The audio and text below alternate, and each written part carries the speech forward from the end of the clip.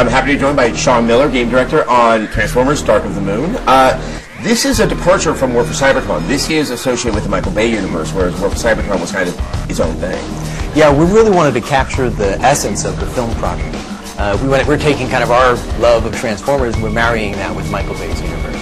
What does that sort of mean? Because obviously the architecture of the Transformers in the Michael Bay universe is, I guess it's a little more modern. Now, that must be somewhat challenging to try to get those to transform and have the animations work. It's been really kind of interesting because it is very different. The nice thing is being able to work within that style. We have a really good basis for where we want to go with things. And it's kind of neat to get to ground them in that Earth structure, give them that sense of weight, the sense of power, and kind of get that kind of epic scale of the robots themselves. Now, this is not sort of a retreading of the new Transformers movie. This is a prequel? It is. It's more of a prologue.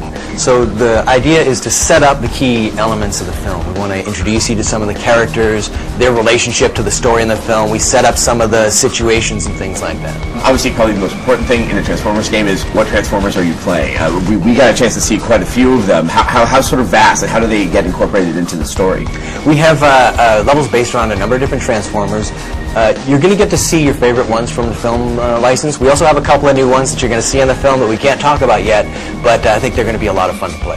It's a single campaign that tells us a story setting up the film, and you'll play sometimes as Autobots, sometimes as Decepticons, but it's sort of one linear story that you're going to get to evolve to the film.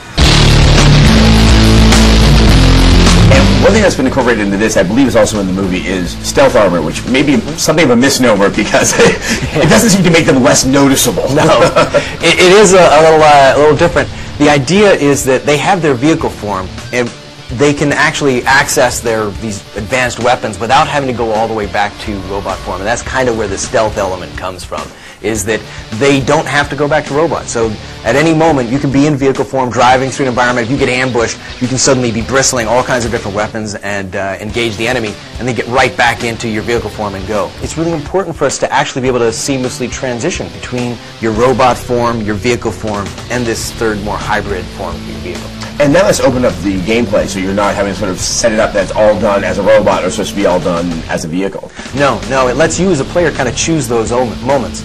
There are areas where it makes more sense to play as Stealth Force, and there are other places where it's better to play as a robot. We have sections where you're going to want to just tear through and drive. But at any moment, you can access any of those forms, which is really nice. And the controls are very consistent, so that you're not trying to remap your brain to different control schemes as you're going. It seems also that the game then offers more sort of a larger variety of gameplay.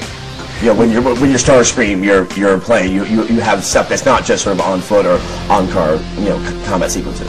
Yeah, by basing the levels around the uniqueness of each character, it lets us change up the way that you're going to engage the enemy.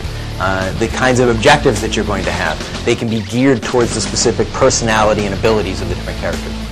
All right, so when is Transformers: Dark of the Moon coming out? It'll be coming out this summer in line with the movie. All right, thanks so much, Sean. Thank you very much.